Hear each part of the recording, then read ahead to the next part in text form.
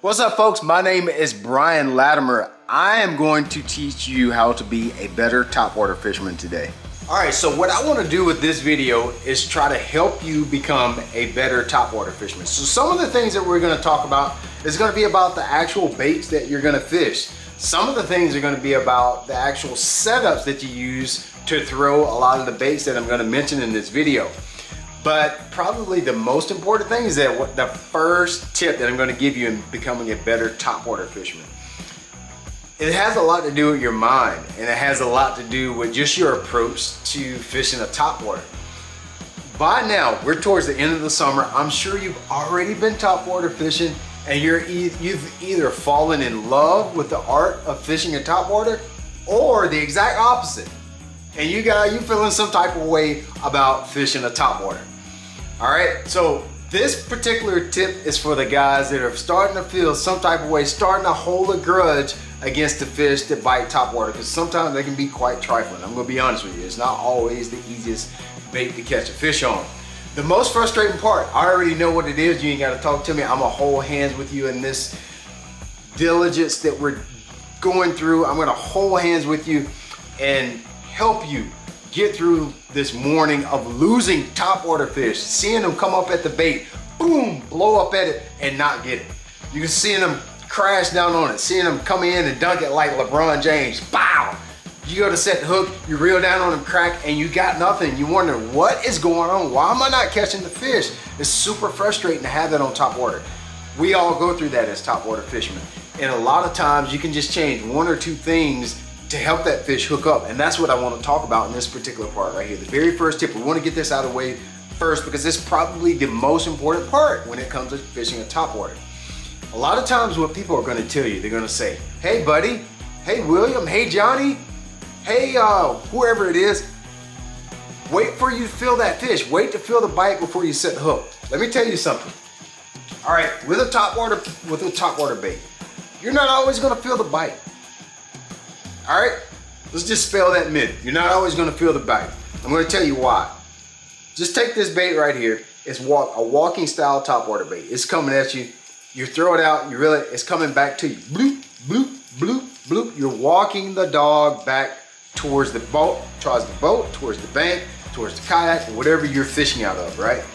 You're working that bait back towards the boat. Bloop, bloop, bloop, bloop, bloop, bloop. The old big Sally bass comes up behind it. He's ready to get it. They come with so much force, so much speed towards the bait. Boom! He's also having motion towards you, towards the line, and he's most of the time going to knock slack in the line, so you're probably not actually going to feel the bite. I got the fix for you. What I always do, especially with topwater baits with open hooks, treble bait hooks like this one, just don't set the hook. All right?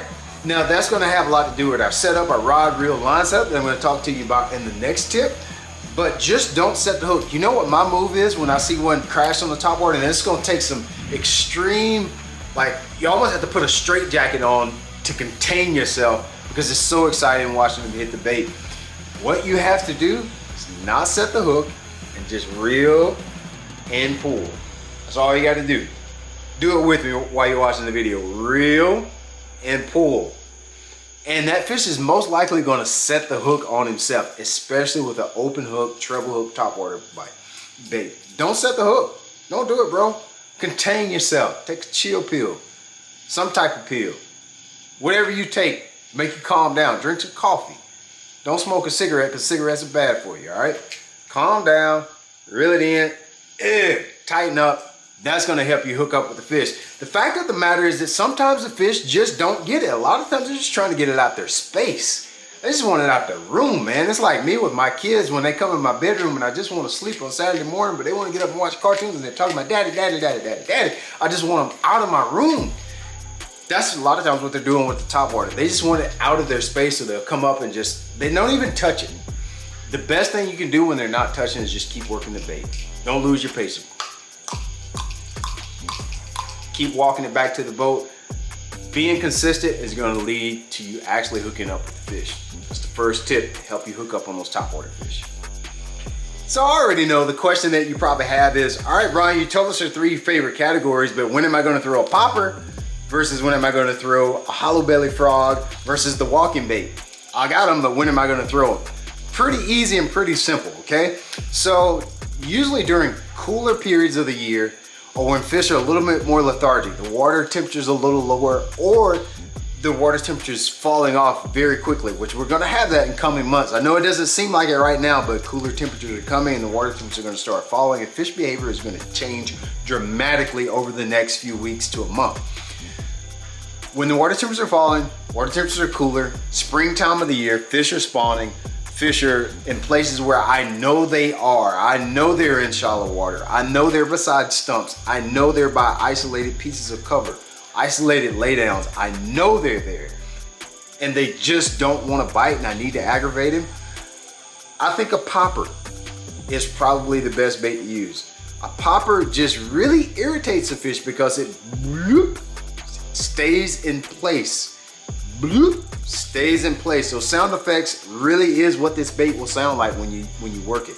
Short rod tips, bloop, and let it set on slack line. And the bait just sits there and he cannot stand it. Got to get it out of his space. So try that when you know where fish are. You know they're spawning. You know they're in shallow water. If you've gotten bites on other baits but you couldn't convert, try the popper. Now let's say the fish are much more aggressive. We're starting to see surface activity. We're going into the warmer months of the year and the fish are a lot more active. A walking style bait is a great way to trigger a strike. It's constant motion. It's constant disturbance across the top of the water. You have drawing power. You can pull fish up from deeper depths of water. A walking style bait seems to work better for me when fish are more aggressive, when I don't need to take time and I need to cover water. You've got a really big pond, you've got a really large river with swift current, when you really need to move a lot faster and you're not sure where fish are, the walking style bait is going to let you cover water better. It's going to let you draw fish from deeper depths of water. It's just going to be a lot more efficient bait to use. So use that when you know that fish are not quite as picky about what they're biting that day, but you want to catch fish and cover a lot of water. Try the walking style bait. And lastly is probably everybody's favorite category is the hollow belly frog. I don't know what it is about a frog, but for some reason they just bite this little guy harder. They go harder on him. They hate this little thing right here. It doesn't even really look like a frog, to be honest with you, but it's something about the profile and the way he looks and slithers and splish splash takes a bath across the surface that makes fish, they just can't stand it. Now, the hollow belly frog probably for sure works best in, let's say,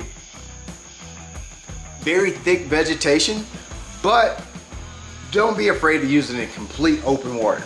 Shady banks, undercut trees, or I guess trees can be undercut, but banks where the trees are overhanging the bait and you have that undercut fish to use that shade to ambush prey with, and they're feeding on brim. It's really hard to beat a hollow belly frog because you can put it in places where you couldn't put the other baits. So don't discount it in open water, but where it really tends to excel, if you're fishing around lily pads, you got that what we call cheese on top of the water, which is grass that has grown over the summer and has created a mat on the surface.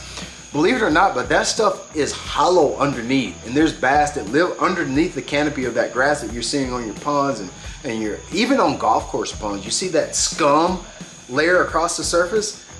You can't fish anything else but a frog across it, and it's the best bait to use. It's very efficient. You can use it in a lot of different scenarios, but when you've got a lot of heavy vegetation and you can't quite fish it with anything else, go reach for the hollow belly frog, because there is nothing like a bite on this guy right here. They hate it. All right, now this is the last part that's always super important, is the rod and reel setup that you're gonna use to fish these baits. Now this becomes really important because some of the baits that we're gonna talk about, that we talked about using here, you gotta bring his butt to the boat. Not only that, it's just the baits don't work that well with the wrong setups. So I don't want you guys to go out and spend $400 or $500 on a whole new rod and reel just for these baits. So you can do it with just about any bait casting equipment. Heck, you can throw even most of them on spinning equipment if you're limited on tackle. What probably works best is a graphite rod in a medium heavy or heavy power action. And you want to use something from 7 foot to maybe 7'3". I think most of you, if you're fishing by now, you've probably got something that you can use these baits on. Preferably for me, I'm going to use rods on the shorter end of the spectrum for topwater baits. For a reel, I like to use a pretty high speed reel, 7.5-1/8-3-1 gear ratio reel. Now keep in mind, you can use whatever gear ratio that you have, but it just may you just may have to work a little harder to work the baits like you need to.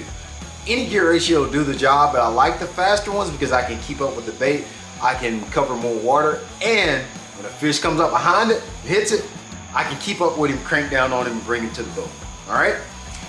Perhaps the most important part on your rod reel setup is the actual line when it comes to topwater. I almost exclusively use braided line. Remember how I talked about not setting the hook when you have a bite on a topwater bait? Well, if you've got braided line and that fish makes any kind of sudden movement, those treble hooks are going to gouge his face out, okay? So don't worry about setting the hook, especially with braided line. For me, braided line in 30 to 50 pound test seems to work best. On the walking style baits and the popper, go with the 30 pound test. That'll give that bait the freedom to kind of move to the side like it needs to, and you'll be able to cast it farther. Distance is going to be paramount with those baits. On the frog, I still will use 30 pound test, but when I'm in real heavy vegetation and I know I'm kind of in one of those days where I'm feeling kind of strong in the biceps, I'll go to the 50 pound test so I don't break off, and it just seems to handle the bait a little bit better, okay? So those are my tips for you guys that are trying to learn how to catch fish on top water. I know we're about to move into the cooler months, but I promise you, moving into the cooler months until the water gets in the low 50s, it's still a prime time for you to catch fish on top waters. You're gonna hear about a lot of more baits, the crankbaits and the spinner baits and the jigs as we move into the fall period of the year and the summertime is waning, but I promise you, coming up with some of the best topwater fishing that you will ever experience all year.